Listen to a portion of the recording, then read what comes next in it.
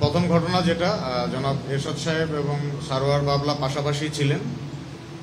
আপাত দৃষ্টিতে মনে হয়েছে যে সারোয়ার বাবলাকেই গুলিটা করা হয়েছে, যেহেতু তার ঘাড়ের মধ্যে একদম অস্ত্র ঠেকিয়ে গুলি করা হয়েছে এবং এরশাদ সাহেব খুব কাছাকাছি ছিলেন, যে কারণে তার গায়েও গুলি লেগেছে। এটা একটি পরিকল্পিতভাবে হত্যাকাণ্ড করার উদ্দেশ্যেই তারা গুলি চালিয়েছে। আর এখানে উদ্দেশ্য দুইজনই ছিল নাকি একজন ছিল, এটা এখন পর্যন্ত পরিষ্কার নয়। এটার তদন্ত চলছে। হয়তো আসামি দুজনকে, উল্লেখযোগ্য দুজন আসামিকে গ্রেপ্তার করা হয়েছে। জিজ্ঞাসাবাদ এবং পরবর্তী আসামিদেরকে ধরার জন্য আমরা চেষ্টা করছি।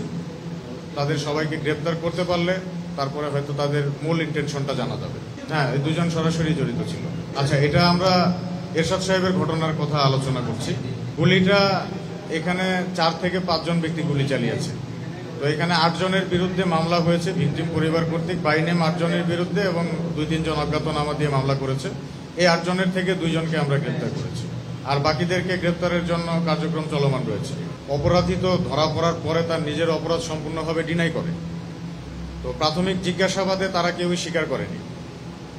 পরবর্তীতে হয়তো কোর্ট থেকে রিমান্ডে নিয়ে আসলে বিস্তারিত জানা যাবে। হ্যাঁ, ছোট সাজ্জাদ বড় সাজ্জাদের সাথে যেটা রয়েছে, এটা সারোয়ার বাবলার সাথে ছোট সাজ্জাদের সাথে একটা কনফ্লিক্ট আগে থেকেই চলমান আছে। আপনারা জানেন যে এর আগেও বাকুলিয়াতে তাকে মারার জন্য একটা অ্যাটেম্প নেওয়া হয়েছিল, এরপর পতেঙ্গা বিচ এলাকায় একটা অ্যাটেম্প নেওয়া হয়েছিল।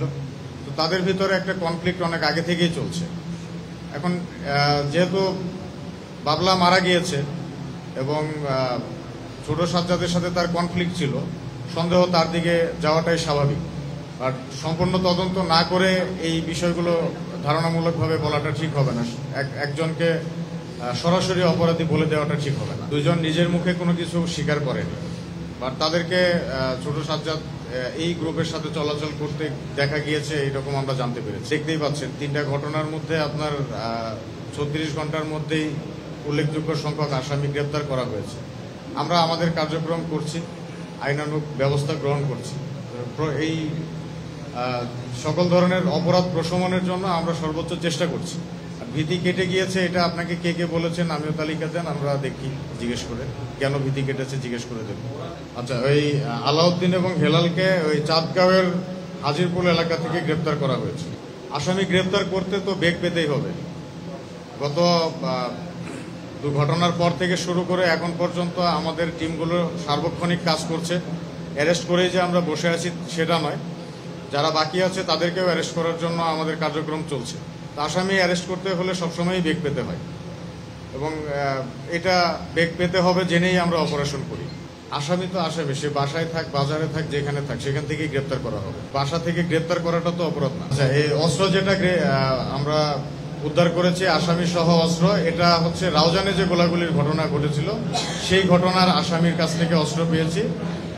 এই অস্ত্রটা বিদেশি অস্ত্র দেখে, যদিও উপরের একটু পুরাতন হয়ে গেছে, কোন দেশের নামটা লেখা নেই, বাট দেখে মনে হচ্ছে এটা তার্কিশ অস্ত্র হবে। এটা আমাদের আইন শৃঙ্খলা রক্ষাকারী বাহিনী কর্তৃক ব্যবহৃত অস্ত্র না, এটা ওই ক্যালিবারের না, অন্য ক্যালিবারের অস্ত্র। এটা তাদের মধ্যে কথা কাটাকাটি, মারামারি, ঝগড়াঝাটি থেকে মারামারি পর্যায়ে চলে গিয়েছিল, তারপরে গোলাগুলি হয়েছে, এবার আমরা জানতে পেরেছি।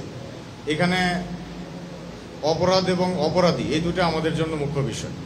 কে কোন দলের কে কাকে সাপোর্ট করছে এটা আমাদের কাছে মুখ্য বিষয় না। এটার অভিযান তো চলমান রয়েছে, এটা অভিযান হচ্ছে না, আদালতে মামলা হয়নি, এই তথ্যটা কোথা থেকে পেয়েছেন এটা আমি ঠিক জানি না।